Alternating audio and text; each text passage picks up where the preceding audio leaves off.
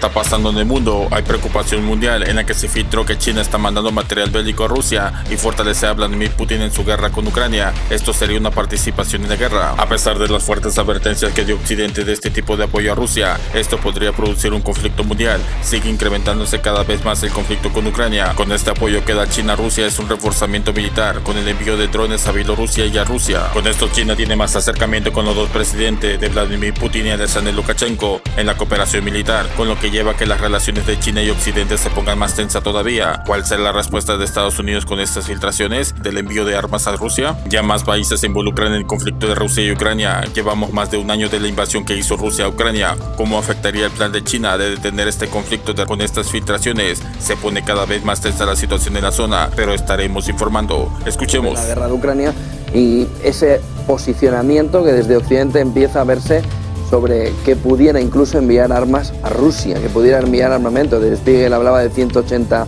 drones que pudieran llegar al ejército ruso. ¿Cuál es el papel de China en este entorno y cuál es ese acercamiento? ¿Qué importancia tiene ese acercamiento de la semana pasada entre China y Bielorrusia? Pues en relación a este acercamiento, yo entiendo que es un reforzamiento, por un lado, de la posición con Rusia y por otro lado también una reafirmación de la relación económica tan importante que tienen con Bielorrusia. Y respecto a lo primero, el reforzamiento de la posición con Rusia, en tanto en cuanto Bielorrusia y Lukashenko es el principal aliado en la zona, pues es tranquilidad a Lukashenko en el sentido de que cualquier tipo de sanciones económicas y demás no alteran la importante relación económica que ya hay implementada en este momento con Bielorrusia.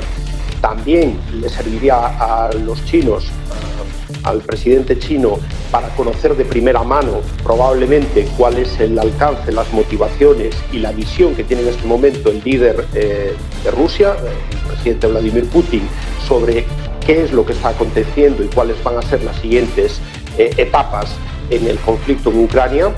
Y por último, lo que comentaba antes, es decir, hay ya una muy importante relación económica entre China y Bielorrusia. Bielorrusia hace frontera con el principal comprador de las producciones y de las mercancías chinas, que es Europa, y por lo tanto, al estar parte de la Unión Aduanera y hay una libertad de tránsito dentro de Rusia hasta llegar a Bielorrusia por parte de esas mercancías y esos servicios chinos, es muy importante para ellos que no se interrumpa y no vaya escalando las sanciones y por lo tanto pueda mantenerse ese comercio abierto con la Unión Europea. El papel de China, en todo caso, es muy relevante desde la perspectiva de que es el actor con más influencia en una de las partes del conflicto, que es en este caso la Federación de Rusia. ¿Tiene opciones, Pedro, el plan chino de paz de coger cuerpo una vez que Occidente ha ido negándole el camino durante estas prácticamente 2 semanas, pero Bielorrusia, por ejemplo, sí lo aceptó con buena gana? Pues el plan chino es un plan muy completo porque no es un plan que esté sesgado en su apoyo a Rusia. Reconoce, por ejemplo, uno de los puntos importantes del plan chino es el reconocimiento sobre la soberanía, la integridad territorial de Ucrania, que es uno de los temas claves para los ucranianos, y en ese sentido la propia parte ucraniana ha sido menos escéptico que la parte occidental. ¿Qué pasa? Que desde el punto de vista de las potencias occidentales, Estados Unidos, si al final diplomáticamente la solución viene por parte de los chinos, sería en la práctica una cesión ya de facto a este liderazgo internacional que ha mantenido durante décadas Estados Unidos. Por lo tanto, aunque sea un plan bastante bien balanceado, va a ser torpedeado por parte de Estados Unidos porque no pueden consentir ni pueden dejar la solución del conflicto en manos de China. Sería, como he dicho antes, ceder en la práctica el liderazgo diplomático y la hegemonía mundial ya al lado chino de manera evidente. Putin realiza además esa reunión de emergencia con miembros permanentes del Consejo de Seguridad después de esa incursión, ¿no?, de un grupo como de mercenarios ucranianos o un grupo terrorista, no se sabe muy bien cómo calificarlo. ¿Qué consecuencias puede tener y qué podemos ver en las próximas semanas?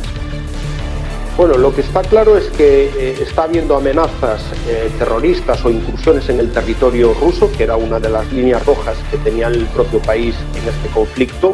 por un lado, esta incursión que no se sabe muy bien, aunque aparentemente ha sido reconocida por un grupo de disidentes internos rusos, probablemente con la ayuda o al menos con la autorización tácita del gobierno ucraniano, pero por otro lado también, y no menos importantes, son las sistemáticas acciones de Ucrania en territorio ruso. Por un lado, los drones que están llegando a las principales ciudades rusas. Ha habido varios ataques que incluso han llegado a los límites de Moscú, y otras acciones terroristas, como hubo en su momento el vil asesinato de Daria Dugina por agentes de la inteligencia ucraniana, o la voladura del puente de Kerch. Es decir, todas esas acciones preocupan mucho en Rusia, y obviamente el presidente quiere preservar dentro del territorio ruso cualquier tipo de acción criminal o acción terrorista por parte de Ucrania, y va a poner mucho énfasis y muchas iniciativas al respecto. La guerra de Ucrania ya tiene ganadores, Pedro. Petroleras, industria militar, ¿se pueden considerar ya que hayan salido reforzados con este entorno de guerra de Ucrania? Sin duda alguna.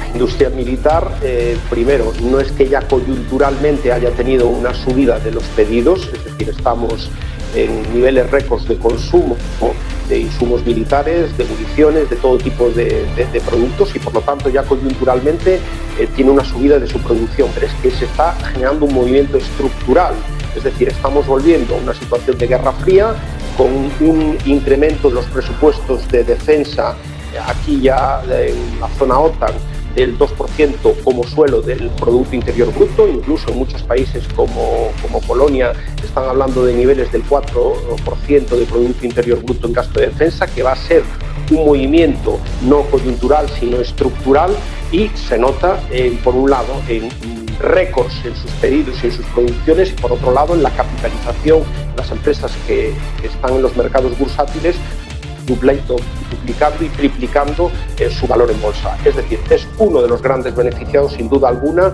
la industria de defensa, y por otro lado también la industria petrolera y en general de las commodities, que ha tenido también unos beneficios récords y unas revalorizaciones, aprovechando toda esta incertidumbre que había en el mercado sobre si va a haber energía, si no, si se cortan los suministros, si entran estas sanciones. Todo ese entorno de incertidumbre indudablemente ha generado un aprovechamiento por parte de las petroleras y de las grandes traders internacionales para aumentar sus márgenes, aprovechando el miedo y la inseguridad en el mercado. La situación geopolítica en el mundo está muy difícil. Hay preocupación mundial en la que se filtró que China está mandando material bélico a Rusia y fortalece a Vladimir Putin en su guerra con Ucrania. Esto sería una participación en la guerra. O tremendo agarrón entre el presidente de Colombia, Gustavo Petro, y Nayib Bukele, presidente de El Salvador, por el tema de la guerra de las pandillas. El presidente de Colombia, Gustavo Petro, menciona que se están realizando campos de concentración. Las cárceles están siendo llenadas por pandilleros, que es un trato inhumano, dice el presidente de Colombia. Invito a ver el video. Se realiza el Congreso de la Asamblea Nacional Popular del Partido Comunista. Es el máximo órgano del poder de China. Los primeros anuncios es incrementar el gasto militar y empezar la carrera armamentista. No te pierdas el próximo video, suscríbete y escribe tus comentarios cómo ve la situación y activa la campanita. Gracias.